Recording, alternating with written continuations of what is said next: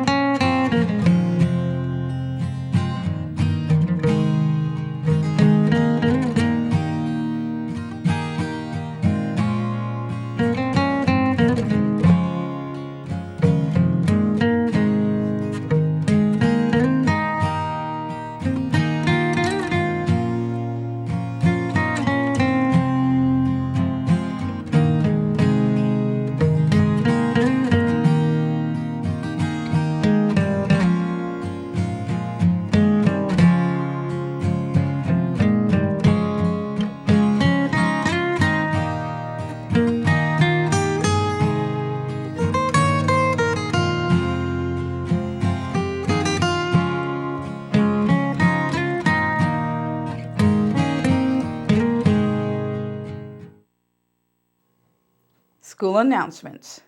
There will be no school Friday, September 13th. Tigertown Pizza is needing a store manager. Business management, supervisor, and/or restaurant experience is preferred, but Tigertown Pizza is willing to train.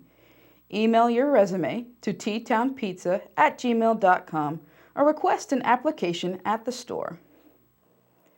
The following is the St. John Junior Senior High newspaper first edition of Friday, September 6, 2019. TV3 will present a special reading of the entire paper. It is superb. There is a lot of information here. Many accolades to Joanna McAllister, the Junior Senior High language arts teacher, and her 7th and 8th graders. At this time, the circulation is limited, but after talking to Mrs. McAllister this morning, it will be available on the USD 350 website soon. Imagine what the St. John News could be with a local editor and staff. Some people see things as they are and ask why. Others dream of things that never were and ask why not. And now we have the news. First off, our article is History Comes Alive, 7th grade field trip.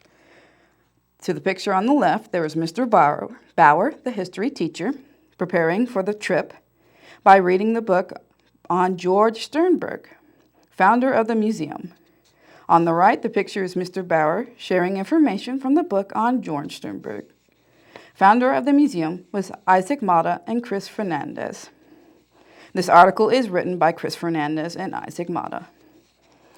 T-Rex, pterodactyl, and megalodons, oh my. On Friday, September 6th, the 7th grade class is going to the Sternberg Museum in Hays, Kansas. The class will leave at 8:15 a.m. and return at 3 p.m. As part of the Mr. Bauer's Kansas History course, the class studies the ancient history of Kansas, including Sternberg and how he became a fossil hunter. The Sternberg Museum is a world-class museum with lots of exhibits, including several on ancient Kansas. According to Mr. Bauer, social studies teacher, another reason that we are going is because we will be able to see bigger, better, and real artifacts. Usually, paleontologist Ian Shreve comes to the school to talk to the class about ancient Kansas history and the museum. This year, Shreve will give the class a tour of Sternberg, explaining the displays and exhibits. The class can also bring money to buy souvenirs from the museum and buy snacks. I'd also like to take the time here to apologize for any mistakes I may make pronouncing names and such. And we will roll on to our next article, which is called Bringing in the News, written by Isaac Mata, Eric Mata, and Victor Rosales Ubanda. We needed something for those students who didn't want band or couldn't afford instruments. We needed a class that would give them a valuable skill, said Principal White. Thus began the fall semester junior high creative writing class. When asked why a school newspaper, Ms. McAllister responded, "News writing is a skill that combines creative writing, which includes hooking and maintaining the interest of the reader, technical writing, and investigation. The newspaper plans to publish twice a month through December.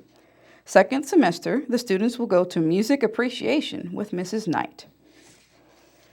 Moving on to the next page, we have the article Rounding the Roundabout by Audie Weaver. Recently, at the intersection between Highway 50 and 281, the Kansas Department of Transportation, or KDOT, began construction on a roundabout. The idea behind the roundabout was to make the intersection less deadly and improve safety. Due to the high traffic of oversized trailers, it will not be a typical shape. There will be a center circle for regular-sized vehicles, such as cars or trucks, and a large angle road for oversized vehicles like the semis hauling the wind turbines. It is projected to cost a total of $5.2 million. The contractor's schedule states that the completion date is the 13th of September. To the side here, we have the proposed roundabout finished project. The image is from Hutch News, and we have a QR code you can scan to learn more information about the roundabout. Our next article here is The Fountain Facelift by Ava Smith. The fountain downtown is getting a makeover. It was cracking and had started to fall. Therefore, the city decided to tear it down and remodel it. I went to the city office and interviewed the city clerk, Jamie Getty, and asked her some questions about the new fountain to gather more information. One of my questions was how much the fountain will cost to build. She claims that they don't have a total cost for it yet, but they're in the process of receiving a $30,000 donation from Jim and Sybil Ronan to help cover the costs. The concept is the same, but there are a few differences, Jamie says. Right now it is curing for 28 days, then they will finish the final touches. She states that the new fountain will hold the same amount of water as the old one. Jamie and the contractors believe that the work was done well, and they hope for it to last another 106 years, if not longer. The original fountain was dedicated to Tom Mosley and named the Mosley Memorial Fountain in October of 1913. And we have some pictures to the side here. Above, there is the original fountain, and the picture below is the fountain in mid-restoration. Images are from the City of St. John website. You can also scan the QR code to learn more about the fountain. Our next article is Advice from the Tiger. What to Expect in 7th Grade by Arlena Miller. What you should expect in 7th grade is far different from 6th grade. You could feel nervous at first. You might be a little bit nervous about meeting your teachers, but there's no reason to be. If you're scared about going into the wrong class, check your schedule and look for the teachers' names on the doors. Another tip is to try to make it to class before the bell rings. If you're worried that you might show up late to class, tell your teacher so you won't be marked tardy.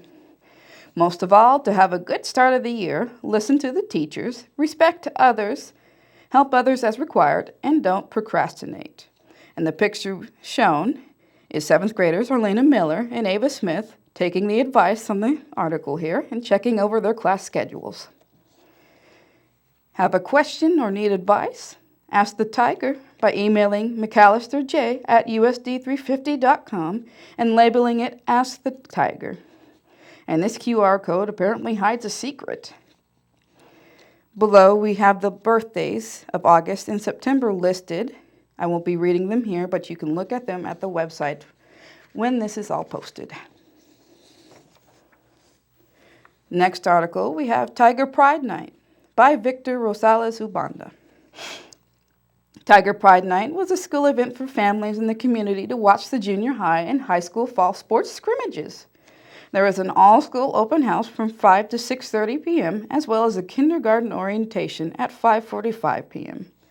At the football field, the PTO had a hot dog cookout joined by the Booster Club, which served watermelon, donated from the DeVore and Osborne farms. At 6:30 p.m., there were Tiger Sprints, where grades K through 6 raced for prizes, followed by new staff introductions, as well as fall team sports introductions.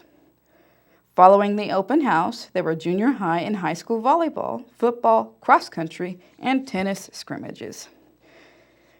On the photos, we have a picture of the new staff of 2019. The photo is courtesy of Dick Smith. On the photo below that, there are junior and senior boys supporting volleyball, which is also provided by Dick Smith. There is a picture of Avery Uni, courtesy of Dick Smith. There's a picture of the class of 2002, Darby Smith and Cassie Long at open house, courtesy of Dick Smith.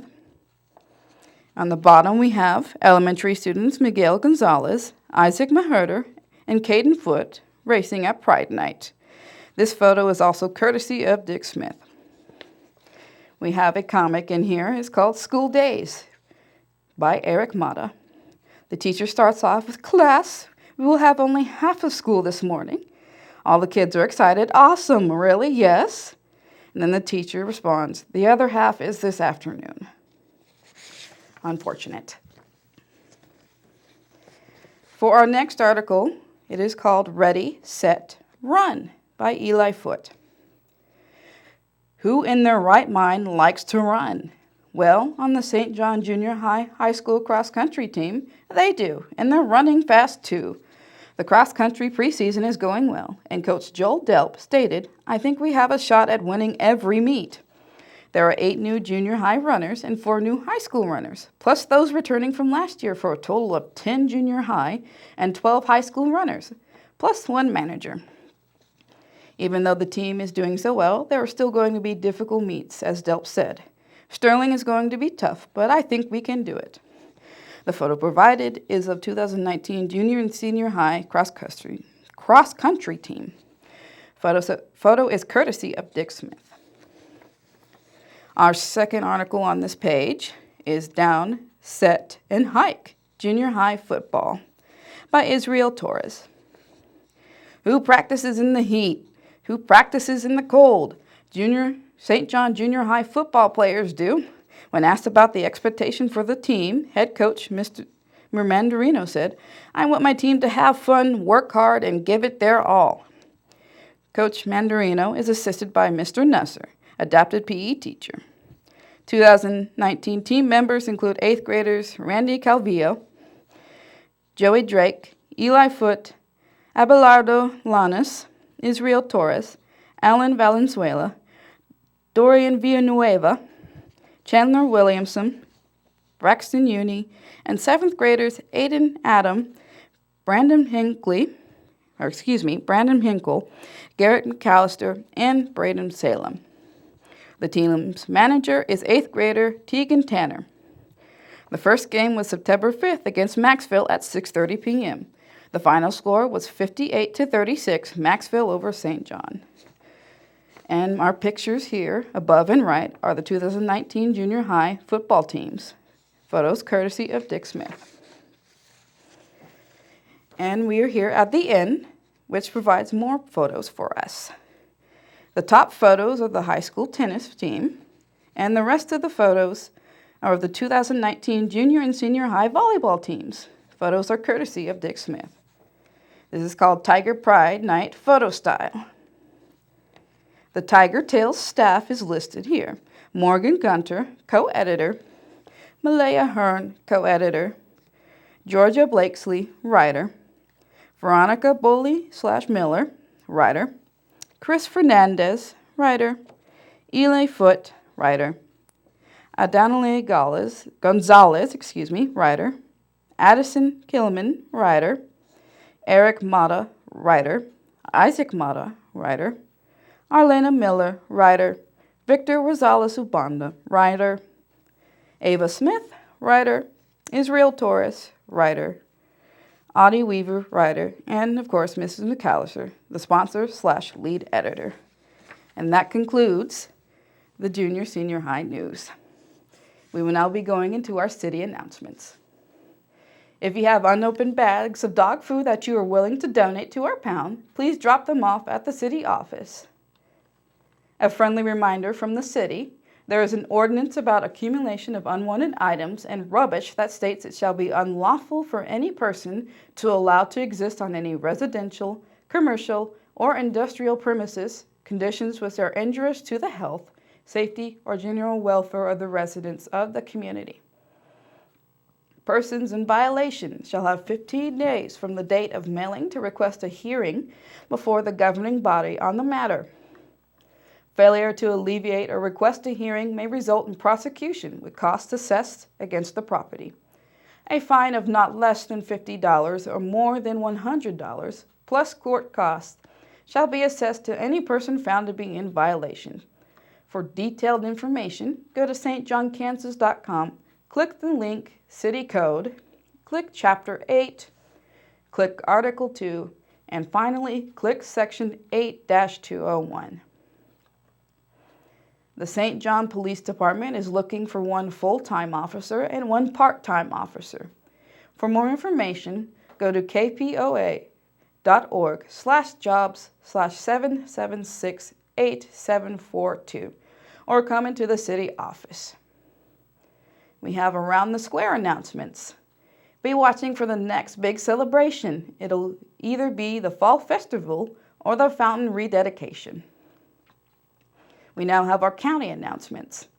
Stafford County Economic Development sponsors an annual photography contest for images that will be used as promotional materials on its website. A $25 prize will be given to the winner in each of 3 categories, which are people, places, and commerce. An unlimited amount of honorable mention winners will receive a $5 prize for each entry. Call 620-549-3527 for more information. The Stafford County Sheriff's Office is taking applications for a full-time and a part-time dispatcher. Applicants must have a high school diploma or GED.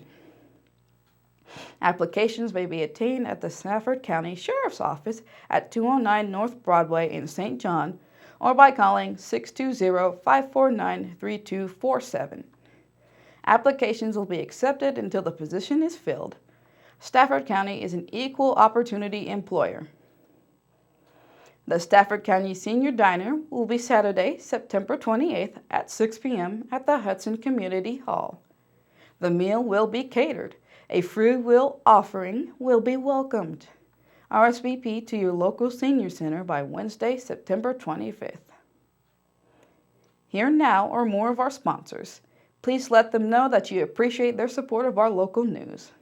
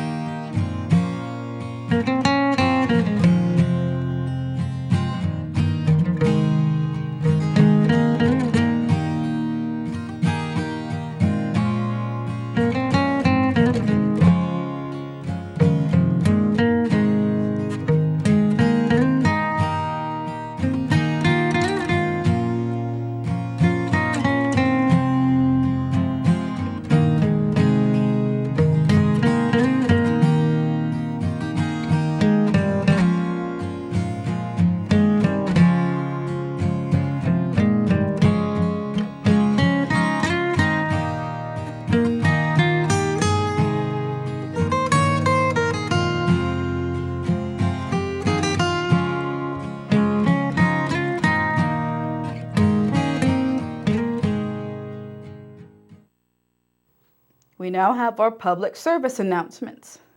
The Goodwill Industries of Kansas Learn IT Mobile Lab will be on the square in St. John on Thursday, September 12th. The mobile lab features 10 computer stations and offers various digital skilled workshops. There will be 3 free workshops offered. At 10 a.m. there will be the Intermediate Excel. At 1 p.m. there will be Intermediate Word. And at 4 p.m. there will be Basic Computer Skills. For more information or to sign up, contact Ashley or Kathleen at 620-549-3527 or by email at ashley@staffordecodevo.com. A public transportation service is scheduled to begin in October. It'll transport residents to Great Bend every Thursday.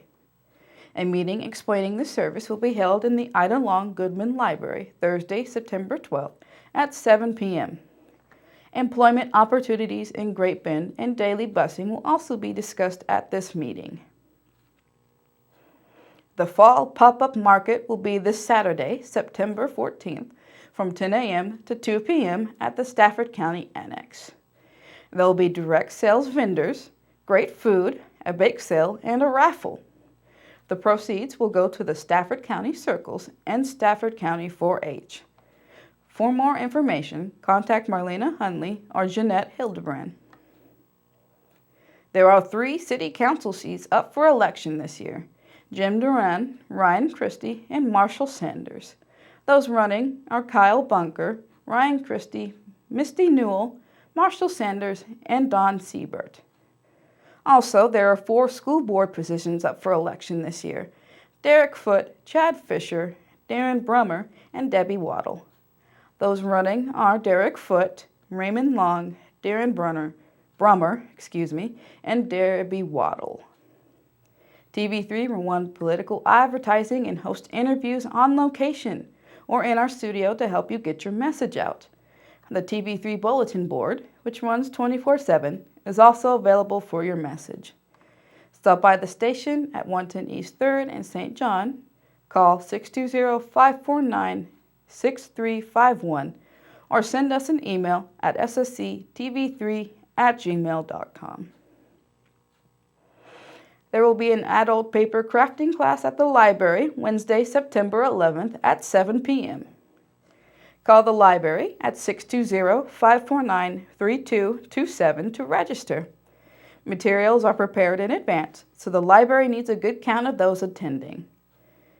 Classes are free to registered library cardholders. Stafford County Drug offers free delivery to St. John and Stafford Monday through Friday. All refillable and new prescriptions need to be called in before 3 p.m. for same-day deliveries. Deliveries will be made between 4 p.m. and 5:30 p.m. Deliveries to Maxville will be on Mondays and Thursdays. All refillable and new prescriptions need to be called in before 1 p.m. for same-day delivery. Deliveries will be made between 2:30 p.m. and 3:30 p.m. Please call the pharmacy at 620-377-5633 to set up payments or ask questions. All deliveries must be signed for and paid for at the time of delivery. Please help our channel better serve you with quality and informative programming. We have a lot of good stuff happening in our area, and our goal is to bring these activities to those who cannot attend. If you have items that need to be announced on TV3, or you have an event that would benefit from video coverage, we would like to hear from you. Please contact us by coming by the station, by emailing ssctv3@gmail.com, or by calling 620-253-0037. Give us a little notice and we will be there. There are events that have been missed from lack of notice, so please don't hesitate to contact us about events that you would like to see televised. Join us again this Friday at 11:30 a.m. for another edition of the TV3 News. Keep us informed, and we will keep you informed. Thank you for watching.